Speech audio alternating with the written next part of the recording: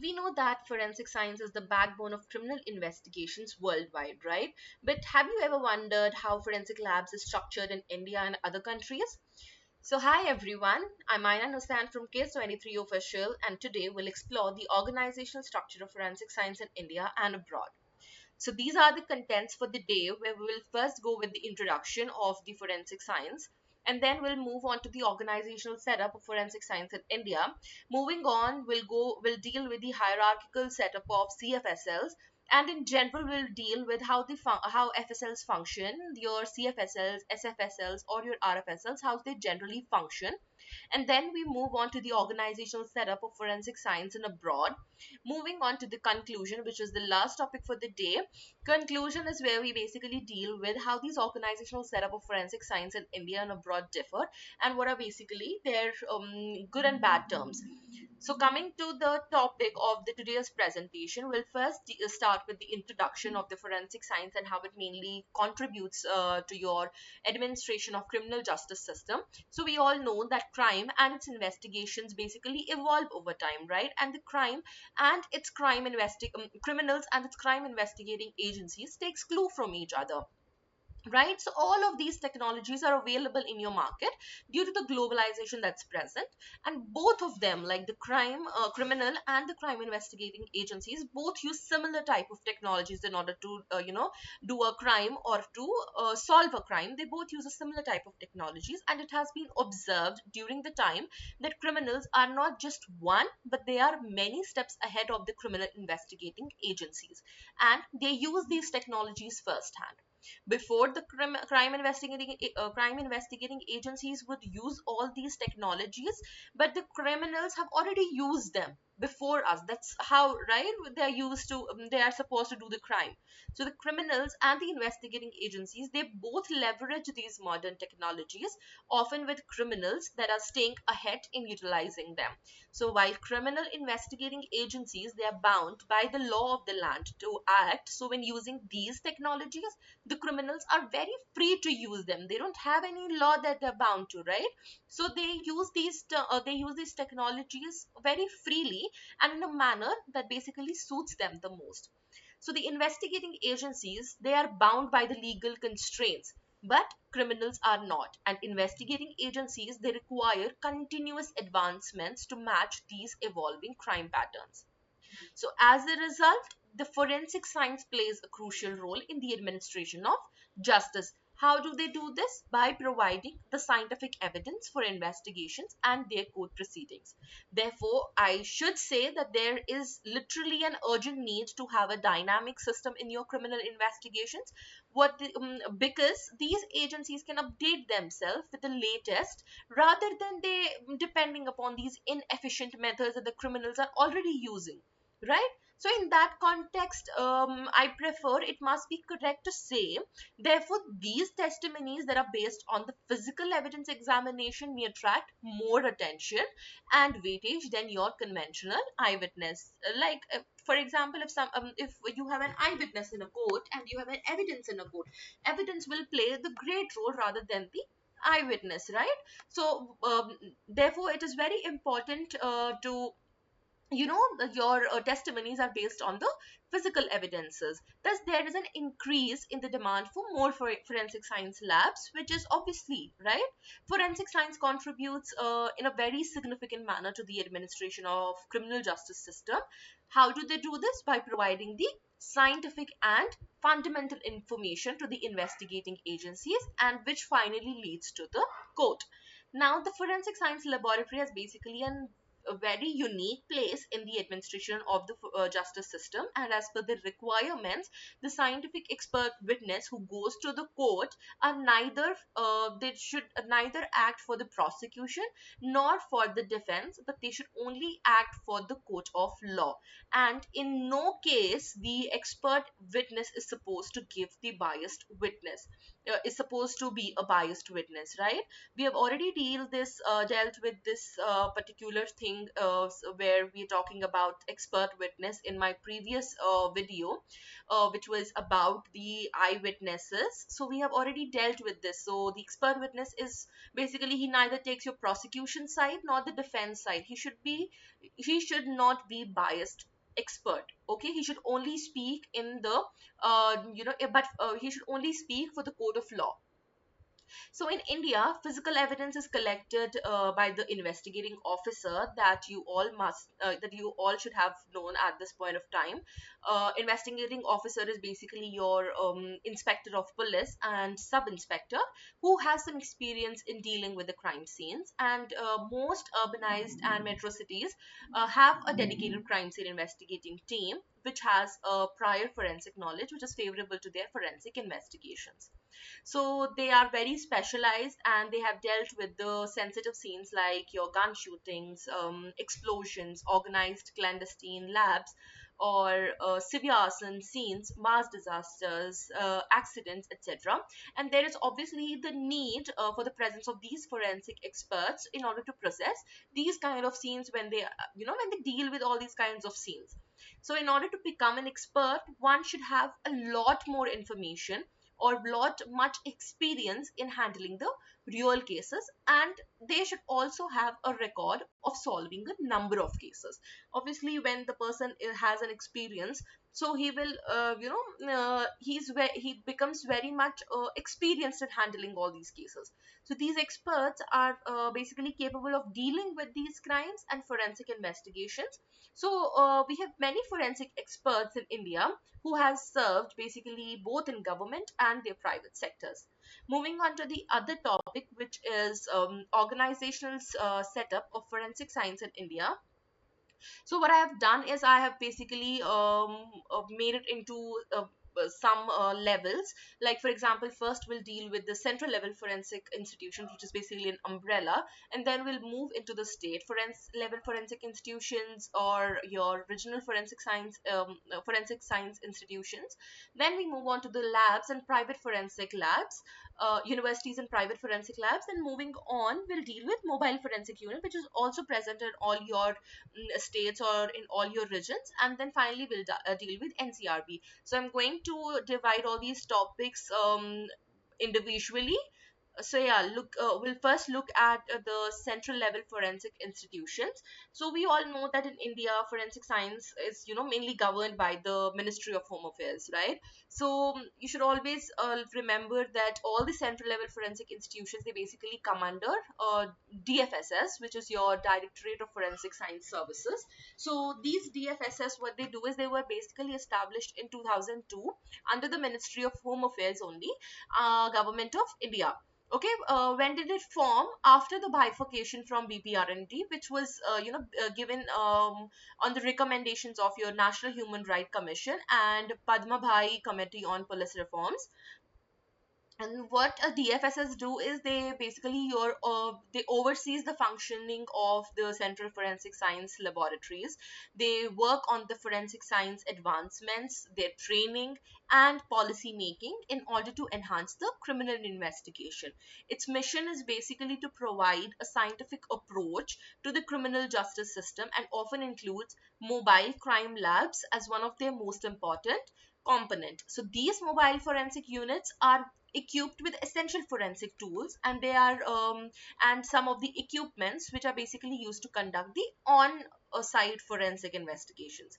So this the DFSS is basically a government agency in India that specializes in forensic science. Okay, now we'll talk about its primary function. What it does is, like first I've written as examination and analysis. So DFSS basically conducts examinations and analysis of various types of physical evidences, such as fingerprints, DNA, ballistics, narcotics, etc. Then they also deal with labs, where they operate a network of regional and central forensic science labs with the state of art facilities and equipments for conducting these forensic examination. Coming to the expert testimony, DFSS experts and the scientists often provide their expert testimony in court proceedings. So what they do there is they explain their findings and also their interpretations based on the scientific evidence that they have. Then also they deal with the research and development, where they engage in research and development activities in order to, advance the forensic techniques and methods. Lastly, they also deal with the training and capacity building, where they conduct the training programs and workshops in order to enhance the skills and knowledge of the law enforcement personnel, the forensic experts, and all the other stakeholders that are basically present in the field of forensic science. Now, after that, we'll deal with CFSL. Who holds the CFSL?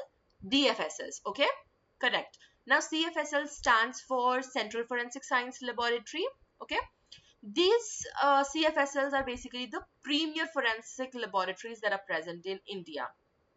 They are also under the administrative control of the Ministry of Home Affairs, Government of India. Like I said, for the DFSS, CFSL is also under the control of Ministry of Home Affairs. Now, these CFSLs are basically responsible for providing their expert opinion and analysis in cases that are basically referred by the law enforcement agencies and the judiciary. Now, there are 7 central forensic science laboratories that are run by the central government, and they are governed by the Directorate of Forensic Science Services that I've already mentioned, that CFSL is governed by DFSS. All of these seven CFSLs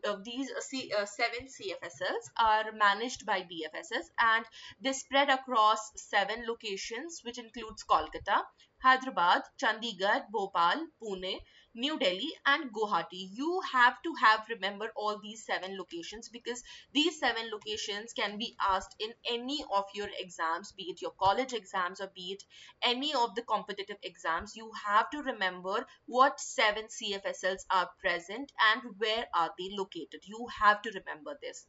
Then we should remember also this one point, where CFSL Kolkata, you should always remember, is the oldest institution. So CFSL Kolkata was set up first. It was the first CFSL that was set up in Kolkata, and it was established in 1957. Then came CFSL Hyderabad, which was established in 1968. Then came CFSL Chandigarh, which was established in 1972. Now, these CFSLs that have been established, other CFSLs that have been established at Bhopal, Pune, and Guwahati, they have been established in the year 2011. Okay, these CFSLs, what they do is they provide the forensic analysis for law enforcement agencies and courts. They have specialized forensic fields, which include DNA, fingerprinting, ballistics, cyber forensics, toxicology, serology, and you just name it, they have it. All these 7 central forensic science laboratories are accredited by the National Accreditation Board for Testing and Calibration Laboratories, which we call as at NABL. No, so you have to remember what NABL does. This is basically an accreditation board which covers your management, operations, or personnel, or equipments, physical plants, security, health and safety. It covers all of it. Okay, you have to remember which NABL, which ISO, IEC they have. So I'll deal it, in the further slides. So yes, these laboratory accreditation activities are basically administered under the direction of the board for like this NABL. Laboratory accreditation activities are basically administered under the direction of NABL by involving their technical committees and their evaluation panels as their recommending bodies. Okay, now if anybody asks you what which teams are involved with NABL, so it is 2 teams, technical committee and your evaluation panels. Okay, now this NABL system is basically based on ISO or IEC 17011 for the accreditation bodies. ISO IC 17025, which was given in 2005, which states for the general requirement for the competencies of testing and calibration laboratories. Okay, now NABL, what does NABL does is basically it sets up your guidelines for organizational management, your quality management, evidence management, or say standard operational procedures, your training and development, quality assurance, proficiency testing, your case record review, or court testimony monitoring also is involved with NABL. They also look for the calibration of your instruments that are present in your labs, and also look for the reports. Then they also look for what are the procurements for your services and supplies that are required in your particular lab. Okay, who does all of these things? NABL, National Accreditation Board for Testing and Calibration Laboratories. Now we'll deal with some of the forensic labs that are under the other central agencies. First, we'll talk about NCB, which stands for Narcotics Control Bureau. Now, what NCB does is it is responsible. Obviously, it says narcotics, so it should be responsible for combating drug trafficking and the illegal use of the narcotics in India. So it conducts your forensic analysis of the seized substances. It supports drug enforcement agencies, and it also collaborates with some international organizations in order to curb your drug related crimes. Then comes the second, which is DRDO, which stands for Defense Research and Development Organization. Basically, DRDO engages in the forensic science research in order to enhance national security and the crime prevention. It also develops cutting edge forensic technologies, which is including tools for your cyber forensics, explosive detection, and biometric identification per se, to aid defense and your intelligence agencies. Then the final one that will be dealing with the central level forensic institutions is your BPR&D, which stands for Bureau of Police Research and Development, which is basically a dedicated team which focuses on forensic science training, research, and development for the law enforcement agencies. It also works on modernizing your police forces, advancing the forensic methodologies, because see, the police forces have to be trained with all the forensic methodologies. Why? Because they are the first person to go to the crime scene, right? In India, the police will go to the crime scene first instead of the forensic science personnel. So these police, the police forces have to have these advancing forensic methodologies. They should be promoting all these scientific investigations in order to, improve the crime detection and criminal justice administration. So that was your central level forensic institutions. Now coming to the second part, which is your state level forensic science institutions. Okay, now we all know that each state in India has its own forensic science laboratories, right? How many CFSLs? Only seven states have CFSLs, but state forensic labs, each state have SFSL. Okay, these laboratories are basically they are responsible for providing the forensic science services to your state police, investigating agencies, and also to the judiciary. These state FSLs, they're administered by the respective state home departments, okay, or some equivalent authorities. Now, if we talk about SFSLs and RFSLs, they come under your state level forensic institutions. Okay, so when we talk about the SFSL, which is your state forensic lab, they basically cover the entire state. But regional forensic science lab covers only your specific regions and some specific districts that are present within a state. Now your SFSL, they basically handles your complex and high profile cases, whereas your regional forensic science lab handle your routine and local forensic cases. Okay, you can also think about as what can state handle and what can a region handle. Based on that, you can make the differentiation. Now if I talk about an example, we have Maharashtra State Police for Maharashtra State Forensic Science Laboratory, which is located in Mumbai. That is your state level forensic. State is your Maharashtra. Maharashtra has its one state level forensic unit, which is in Mumbai. But if we talk about the regions, we have then a regional forensic lab in Pune, in Nagpur, in Aurangabad. All are in the state of Maharashtra, but they are in the different regions. Say, for example, if we talk about Gujarat, where is the Gujarat Forensic Science Lab established? Correct, it is Gandhinagar, right? But if we talk about the RFSLs that are present in the regions of Gujarat, it is present also in Surat, in Rajkot, or it's also present in Vadodara, right? uh, yeah, that's how you can differentiate between the state level forensic institutions and regional level forensic institutions. So based on these information that are given by our Ministry of Home Affairs, so as of December 2024, India has 32 state forensic science laboratories and 97 regional forensic science laboratories, which are spread across the all the states. The RFSLs are they generally deal with the divisions like you must have seen in your nearby forensic labs while doing internships or just going there. You have seen that the divisions that are present is your forensic toxicology, forensic serology, forensic chemistry. Some FSLs also have DNA fingerprinting and question documents as per the demands of the crime in that particular region. So these state FSLs, they basically have a wide range of divisions. They have a wide range like chemistry, narcotics, toxicology, ballistics, physics, question document. You name it, they have it. Okay, because obviously they have to look for the crimes that are happening in the particular state. So they should have all of these particular divisions in their respective state forensic science laboratories. So in order to organize these private labs is basically not relevant to the government. The labs, in the matter of all these cases that they receive, is relevant to setting up a small infrastructure with the equipment and the manpower also. I hope it is all clear till these two slides. If there is any issue coming up, please drop your queries in the comment box. Now we will deal with the third portion, which was universities and private forensic labs, where universities, you all have heard of NFSUs, right? So NFSU stands for National Forensic Science University, which was established in 2009, and then it was upgraded to a university in 2020.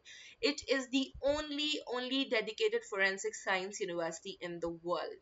All other universities that have forensic science as a subject, but NFSU just deals with the forensic science altogether.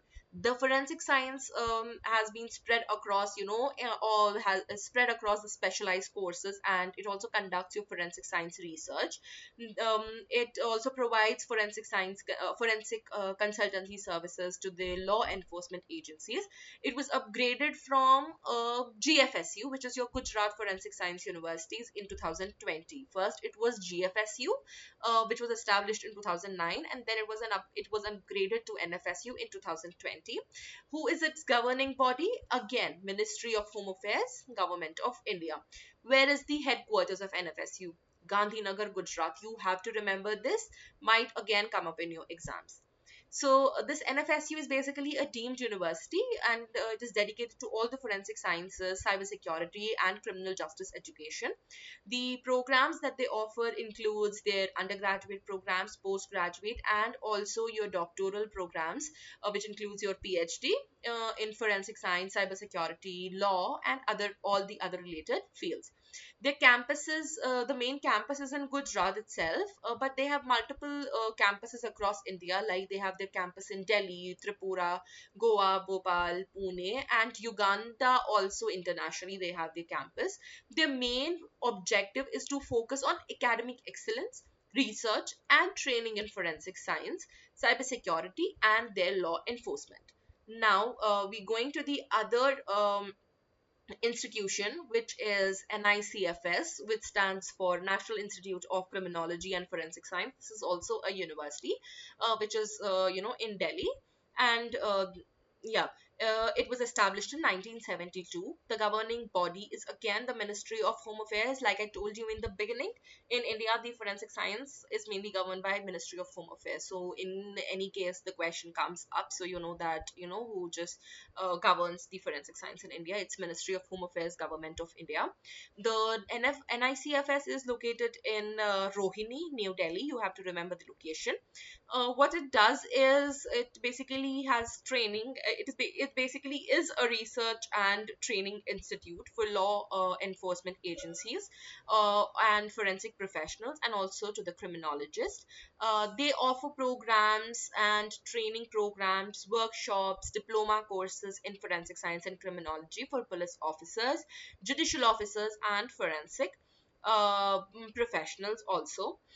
Their basically objective is to focus on the on training the government officials in forensic investigations.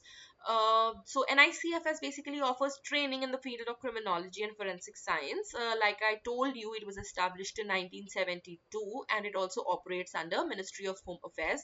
Why I am just repeating where it was established and how does it operate, or which under which governing body does it operate, because it's very essential for your competitive exams. You have to remember this.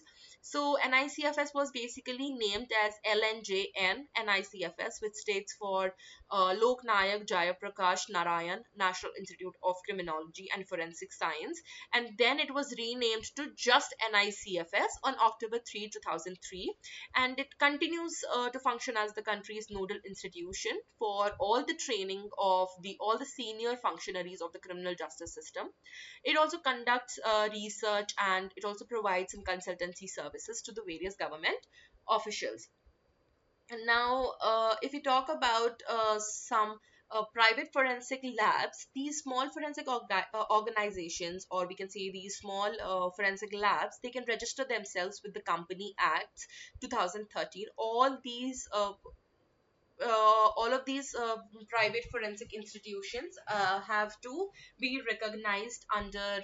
I'm just so sorry with this university and private forensics. It stayed for forensics. I don't know why is it not there, but yeah, it stayed for forensics.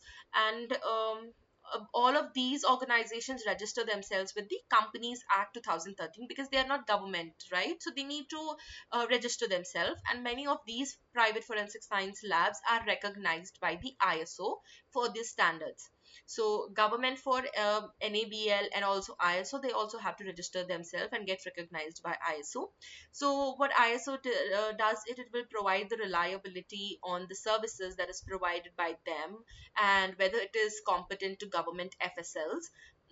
The ISO, which stands for International Organization for Standardization, is basically a worldwide federation of the national standard bodies. So they basically their work is to preparing international standards, which is normally carried out through their ISO technical committees. So each member body interested in a subject for which technical committee has been established has the right to be represented on that committee. Okay, now if we talk about ISO, IEC, so I have written all these three ISOs which are very important. So the first one is ISO IEC 17025, which basically enables the laboratories to demonstrate that they can operate competently and they can generate the valid results. Thereby, they can promote the confidence in the work both nationally and around the world. Then if we talk about the other, which is ISO 10002 2014, which is for quality management, customer satisfaction, and it provides the guidelines for all the complaints handling in the organization. It also provides the guidance on the process of complaints that are related, to the products or within the organization, including their planning, designing, operation, maintenance, and also includes their improvement. So the complaint handling process described is basically suitable for use as one one of the processes for an overall, quality management system. Then the third one I've written as ISO 9001-2015, which basically looks for the quality management system, and it basically specify all the requirements that are needed for a quality management system within an organization. Okay, now we'll talk about some private forensic laboratories. Like I have told you in the beginning that all these private institutions should be accredited by the ISO IC 17025 for maintaining their quality standards. Then the private labs that was established first were Truth Labs, that was established in 2007 in Hyderabad, was the first independent forensic science laboratory. Several other private forensic labs also cater to the criminal cases like corporate frauds or cyber crimes and document examination. But India's first self-governing forensic science laboratories was established in Hyderabad in 2007 on the inventiveness of, you have to remember his name, Dr. KPC Gandhi. He was a former Inspector General of the Police and Executive Director of Andhra Pradesh Forensic Science Laboratory, who was also liable for the India's leading and modern forensic science labs. Now, the solitary aim of the Truth Lab was to assist the sufferers of the crime and reviving the deep rooted convention of truth and justice in the Indian society by just providing some methodological investigations and detective amenities by using their current forensic tools and methods, or basically at inexpensive cost with the international quality, right? That's what we are all looking for. We should have the minimum expenses, but with the international quality. That's what Truth Labs do, and that's what their mission and objective is. Now, if we look at the private labs, there are like 42 forensic science labs that are presently working in India, and the organizations that are established are very hard earned. They're very dedicated to the forensic science, and they contribute much to the Indian forensics. And obviously it's not all that simple, right? Maintaining the pace, surviving the competition with the government labs, getting involved in the latest happenings, or the teamwork, the dedication of the system service, and most importantly to provide a standard for forensic science in India, right? Now we'll deal with the mobile forensic science units. Mobile forensic science units in India are basically a specialized teams that are equipped to conduct, on-site forensic science investigation at crime scenes. So these units basically help in the quick collection, preservation, and analysis of various types of forensics evidences, including their physical, biological, chemical, and digital evidence. Initially, these forensic investigations were limited just to the state forensic science laboratories.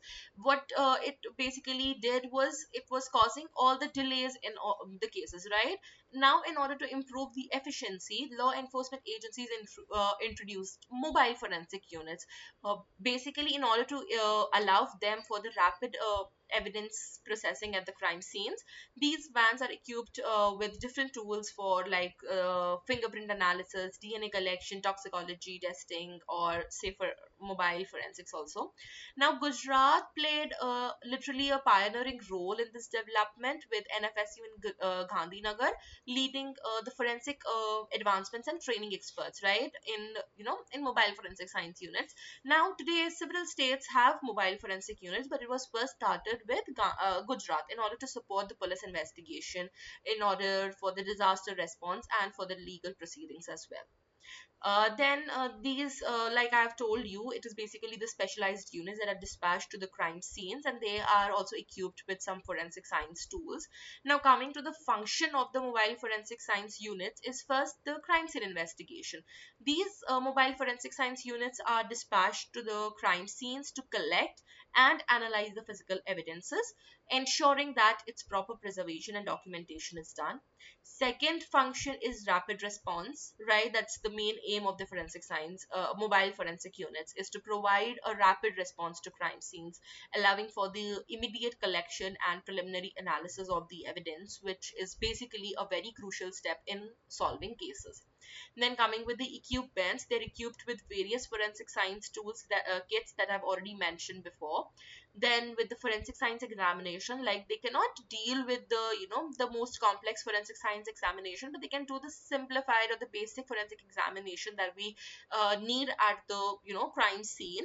They can basically perform the initial examination, and which leads to the provide which lead to the critical information to the investigators, right? Now coming to the NCB, which is the last one in the topic of organizational structure of forensic science in India. So NCB basically stands for National Crime Records Bureau, and it was established in 1986, again under the Ministry of Home Affairs. So it basically publishes an annual crime reports, and it also provides forensic support through digital databases. It is a government agency which is responsible for collecting and analyzing crime data, as well as maintaining their national databases on the crimes and the criminals as well. So what it does is it collects and then compiles the crime data from all the states and UTs in India. UTs like Union Territories in India, and then it releases an annual report which is called as the Crime in India report. This report provides the comprehensive analysis of various types of crimes that are present, and their trends, their causes, and also their preventive measures. That's what NCRB does. Now, moving on to the other topic, which is hierarchical setup of CFSL.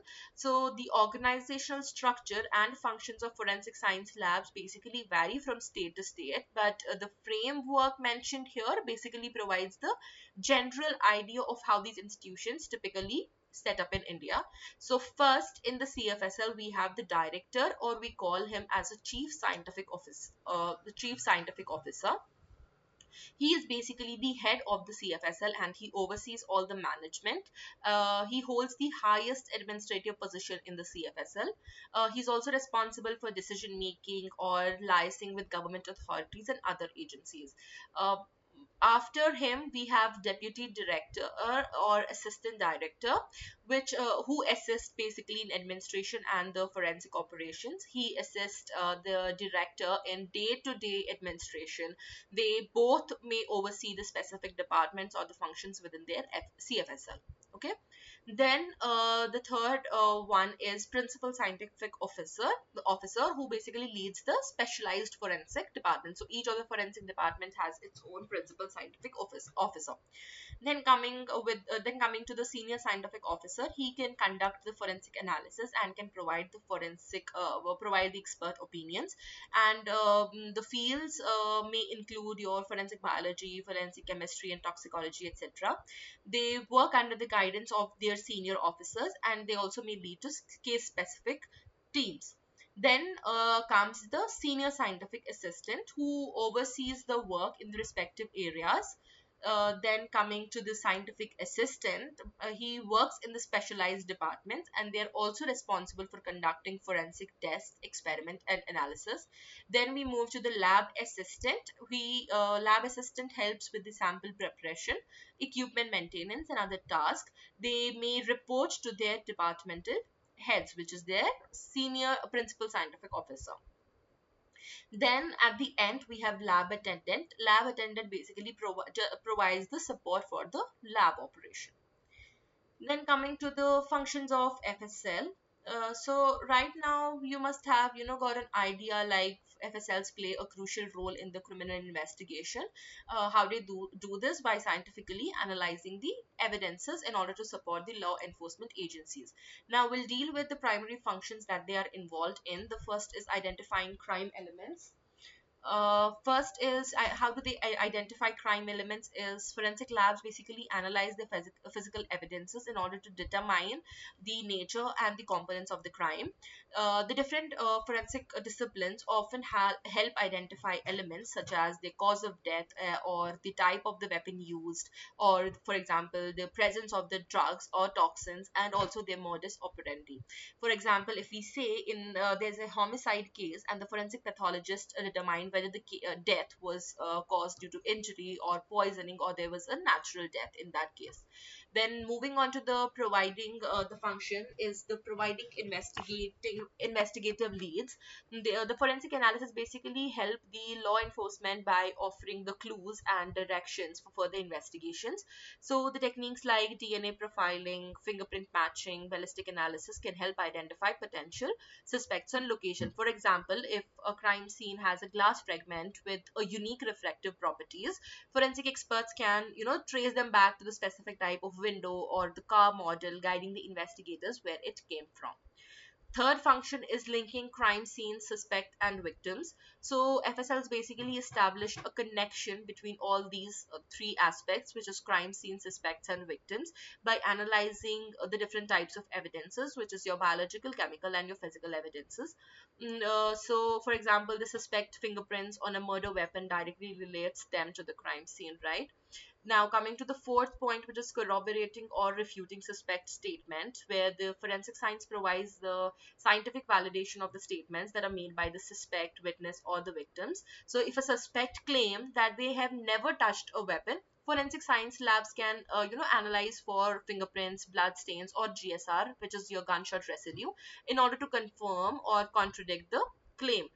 So, for example, if a suspect states that they have never entered the victim's house, but their hairs, or the fiber from the clothes are found at the crime scene, so obviously it disproves their claim, right? Because how did you get your hair at the crime scene if you were not present, right? Then, coming to the next point, which is identifying suspects through forensic analysis. So we do this by, I mean, the FSLs do this by DNA profiling, fingerprint examination, handwriting analysis, facial recognition, and also voice spectrography, which are the key forensic techniques that are used to identify the perpetrators. Then coming with the sixth point, which is exonerating the innocent. So forensic science is not just about, the convicting criminals. It is also equally important in proving the innocence of the wrongly accused individual, right? Then, coming to the last point, which is providing expert testimony in court. So forensic science has its experts, right? Your scientific experts, they serve as a witness in the court of law to explain their scientific findings and their relevance to the case. So their testimony must be objective, unbiased, and based on validated forensic methods. Then coming to the next topic, which is organizational setup of forensics and abroad.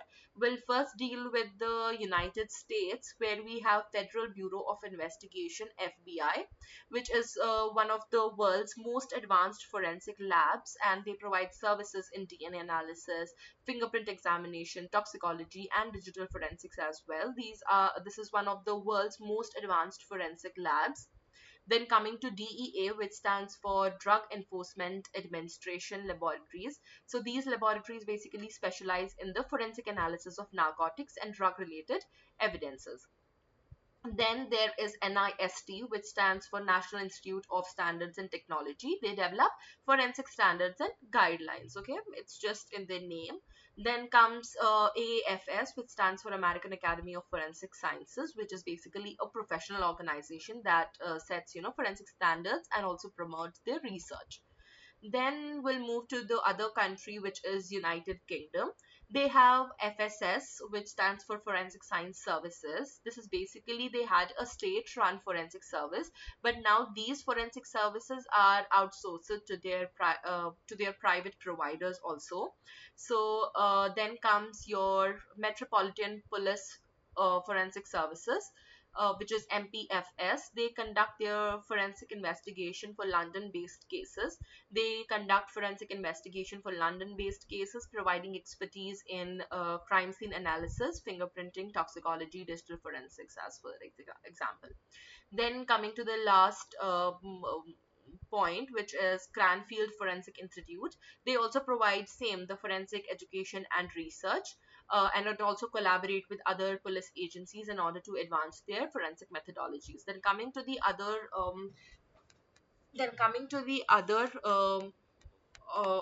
what I say is country is Canada. Now, Canada has this RCMP, which stands for Royal Canadian Mounted Police Forensic Services and Identification Systems. They provide forensic analysis at a federal level, including the different, different forensic science departments.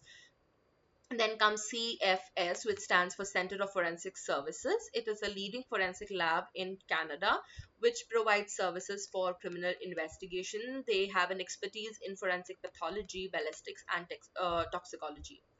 Then we have Australia. Australia has AFP, which stands for Australian Federal Police Forensic Services. Same, they offer forensic science services and crime scene analysis, fingerprint identification. They also collaborate with international agencies on transnational crime. Then we have NIFS, which stands for National Institute of Forensic Science Services. Same, they work on the forensic research and the professional training as well. Then coming to the Europe, Europe has ENFSI, which stands for European Network of Forensic Science Institutes, which works on ensuring standardization in forensic methodologies. Then we have BKA in Germany, which conducts the forensic research. Then we have some international corporations as well, where we have Interpol. Interpol provides forensic experts in international crime investigation. It's a very important international corporation, so you have to know about the Interpol. So it provides forensic experts in international crime investigation, supports global law enforcement with forensic database, fingerprint analysis, and also with the biometric identification. Coming with UNODC is United Nations Office on Drugs and Crime. As the name suggests, they assist in particularly drug-related crimes, counterterrorism, and human trafficking investigation. The last point is IAFS, which stands for International Association of Forensic Sciences, where they promote global forensic research, collaboration, and standardization of forensic methodologies. Now coming to the conclusion, where we'll conclude what have we learned throughout these slides. So first point obviously is forensic science definitely plays a vital role in criminal investigations worldwide. So you have seen that how the organizational setup is there in India and in abroad. So obviously forensic science play a major role in both India and abroad, which is basically it has a vital role worldwide. So India's forensic infrastructure is basically growing with a mix of government, private, and university based forensic services. If we talk about globally, forensic institutions are supported mainly by the federal agencies. They have private labs also, and also academic researchers there. So international collaborations with these must ensure that forensic best practices are adopted worldwide, which will help in strengthening the criminal justice system. So globally, the countries like we've seen, US, UK, Canada, Australia, Europe, they have well established structure of forensic institutions, where they basically collaborate with the other law enforcement agencies and research organizations in order to advance their forensic methodologies. So international cooperation through agencies like Interpol, UNODC, ICC, they all have strengthened the forensic science capabilities worldwide, right? So now we know that as the crime has become increasingly sophisticated, forensic science must continue to evolve, right? These future advancements in forensic technology, including your AI-based crime scene reconstruction, rapid DNA analysis, or they all will just further enhance forensic investigations. So collaboration between all these forensic scientists, law enforcement, legal professionals, researchers, they all will be very crucial in addressing the emerging challenges that we face, and also in order to maintain the integrity of forensic science in the justice system. Forensic science is not just about solving crimes. It just plays a crucial role in exonerating the innocent, that I have covered in the previous slides. It also helps in strengthening the law enforcement credibility and ensuring their fair trials. So if we invest in forensic research infrastructure and global partnership, obviously nations will enhance the role of forensic science in delivering justice and safeguarding society. So today, if I must say, we have explored the forensic science structure in India and around the world. Now the question remains, which system do you think is most efficient? Please drop your comments or your thoughts in the comment box. Thank you so much. If you found this video insightful, don't forget to like, share, and subscribe. Thank you so much.